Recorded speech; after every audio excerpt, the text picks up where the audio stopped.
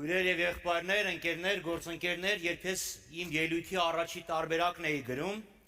Հայաստանի տնտեսության մասին, բազմաթիվ թվեր, գրաֆիկներ, վիճակագրություն, հետո պատրեցի գցեցի մի կողմ,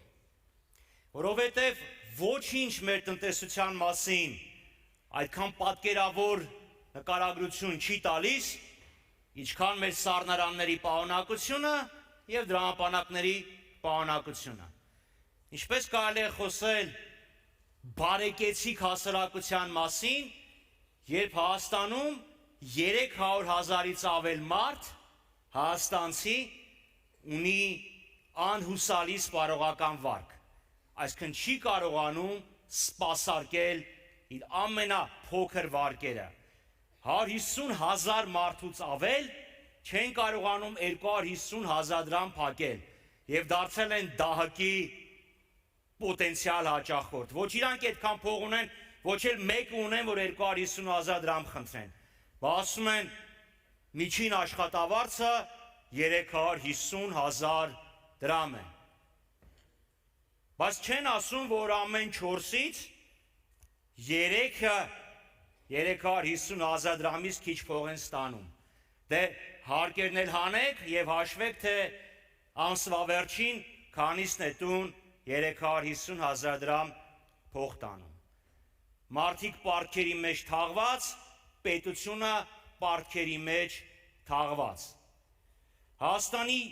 պետական պարտքը դեկտեմբերի 31-ի դրությամբ 5.3 տրիլիոն դրամ էր, 14 միլիարդի կարգի։ Մի ամսվա ընթացքում պարտքը հաջողացրեն ավելացնել 40 միլիարդ դրամով, օրեկան 2.5 միլիարդ դրամ աշխատանքային օրերով հաշվարկած, մեր պարտքը աճում է, պատկերացնում եք, օրեկան մոտ 6.5 միլիոն դոլարի չափով, ինչի վրա գնում այդ պարտքը,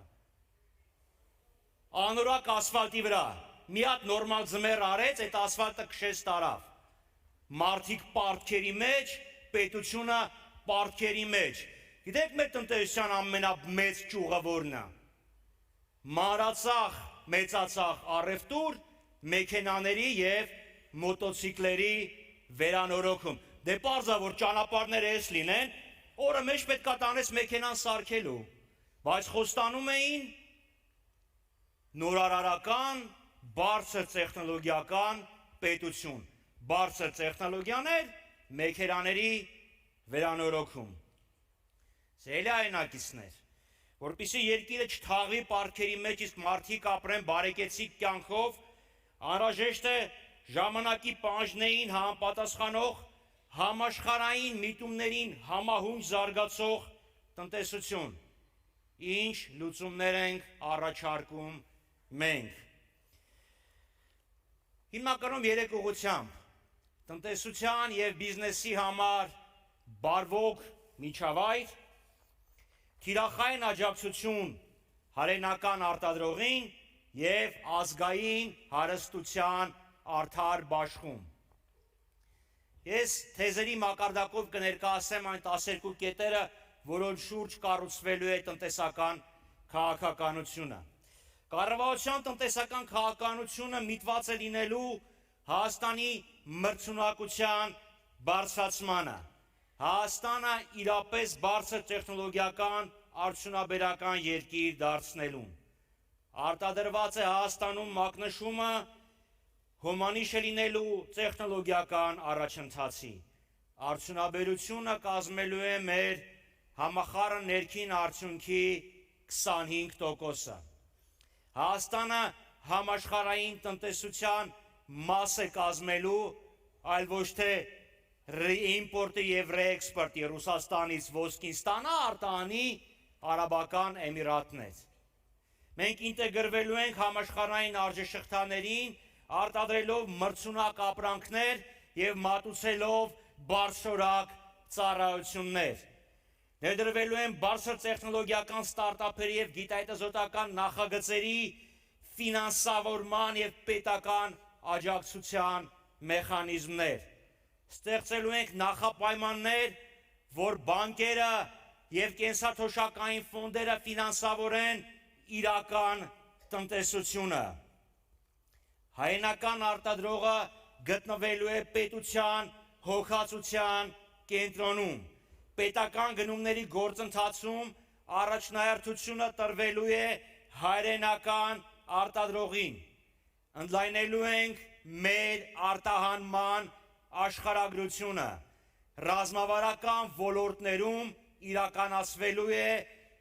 ներմուծումների փոխարինման քաղաքականություն։ Ռազմավարական եւ մեծ սոցիալական ազդեցություն ունեցող ճյուղերը պաշտպանված են լինելու արտաքին անազնիվ մրցակցությունից։ Մասնավորապես խոսքը գնում է գյուղատնտեսությանը եւ սննդի վերամշակմանը։ Փոքր եւ միջին ձեռնարկությունների համար ներդնելու ենք ավտոմատացված հարկային հաշվետվությունների համակարգ։ Փոքր եւ գերփոքր ձեռնարկությունների համար գործելու է հարկային հետ վերադարձի, իսկ միջին ձեռնարկությունների համար ըստ տարածքային եւ ոլորտային առաջնահերթությունների տարբերակված հետ վերադարձի եւ այլ ուղղակի աջակցության գործիքական մեխանիզմ հարկերի, ինչպես նաեւ այլ ուղղակի աջակցություն։ Նորաստեղծ փոքր եւ միջին ձեռնարկությունները ստանալու են 2 տարվա հարկային արձակուրդ, ավելի պարզ ոչ մի հարկային ստուգում գրանցումից 2 տարվա ընթացքում։ Իրականացվելու է տարածքների համաչափ զարգացման ծրագիր։ Նորմալ չի, որ տնտեսական եւ գիտատեխնիկական ողջ պոտենցիալը կենտրոնացված է մայրաքաղաքում։ Գյուղատնտեսության քաղաքականության կենտրոնում գտնվելու է գյուղացիական տնտեսությունների եկամտաբերության բարձրացումը, երկրի պարենային անվտանգության ավելացումը եւ գյուղական կենսակերպի որակական բարելավումը։ Գյուղատնտեսությունը կազմելու է մեր տնտեսության առնվազն 15%-ը, մասնավորապես շեշտը դրվելու է բարձրարժեք գյուղատնտեսության վրա։ Վերանայվելու է եկամտային հարկի գանձման ներկա համակարգը, վերադառնալու ենք պրոգրեսիվ համակարգին, շատից շատ, քչից քիչ։ Խրախուսվելու է աշխատատեղերի ստեղծումը, տարեկան 30-ից 45 հազար կայուն աշխատատեղերով կնվազեցնենք գործազրկությունը։ Հայաստանում աշխատող աղքատներ չպետք է լինեն։ Աշխատանքը պետք է հպարտության եւ բարեկեցության գրավական լինի։ Մենք բարձրացնելու ենք նվազագույն աշխատավարձը, այն հավասարեցնելով կենսապահման նվազագույն զամբյուղին։ Բազային կենսաթոշակը բարձրանալու է 50%-ով եւ ամեն տարի ինդեքսավորվելու է։ Գյուղատնտեսության բնագավառում աշխատող մեր քաղաքացիների աշխատանքը հաշվարկվելու է որպես աշխատանքային ստաժ։ Սելայնակեսներ, այս 12 կետերը, որ ես ներկայացրեցի, թեզեր են։ Իհարկե մենք լուծումներ ունենք երիտասարդ ընտանիքների համար, իրենց առաջին քայլերը բիզնեսի բնագավառում կատարողների համար, ինքնազբաղների համար, հաշմանդամություն ունեցողների համար։ Այդ ամեն ինչը մենք կներկայացնենք գալիք սպասվող թեժ շաբաթների ընթացքում։ Մենք վստահ ենք, որ մեր առաջարկող տնտեսական լուծումները կապահովեն տնտեսության թռիչքաձև աճ եւ մեր հայրենակիցների բարեկեցիկ կյանքը։ Միասին մենք դա կարող ենք անել։ Եվ միասին կարող ենքը ուղղակի կարգախոս չէ։ Դա մեր 26 թվականի ընտրարշավի հիմքն է։ Մեր նախընտրական ծրագիրը կգրենք միասին եւ այդ իսկ պատճառով յուրաքանչյուրի կարծիքը մեր համար շատ կարեւոր է։ Կարող եք ձեր կարծիքները գրել մեր կայքում կամ սկանավորելով QR կոդը, որը շուտով կհայտնվի էկրանին, մեզ հետ միասին մասնակցեք շուտով։ Միասին գրենք մեր նախընտրական ծրագիրը։ Շուտով։ Սելյայնակիցներ, ինձ բախտ և պատիվ է վիճակվել, ներկայացնել մեր ֆրակցիայի ամենախիզախ, ամենաանկեղծ ազնիվ գործընկերուհուն,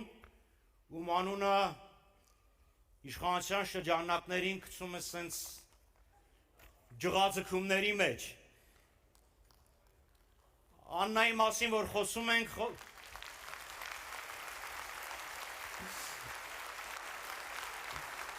շատերը ասում են ինքը Սյունիքի ձայնն է, բայց որպես իր հետ միջազգային հանդիպումների մասնակցած և միջազգային կոնֆերանսներին մասնակցած մարդ կարող եմ ասեմ, ինքը մեր երկրի շահապաշտպանում է ոչ միայն Հայաստանում, այլ նաև բոլոր միջազգային ասպարեզներում։ Սիրով դիմավոր ենք։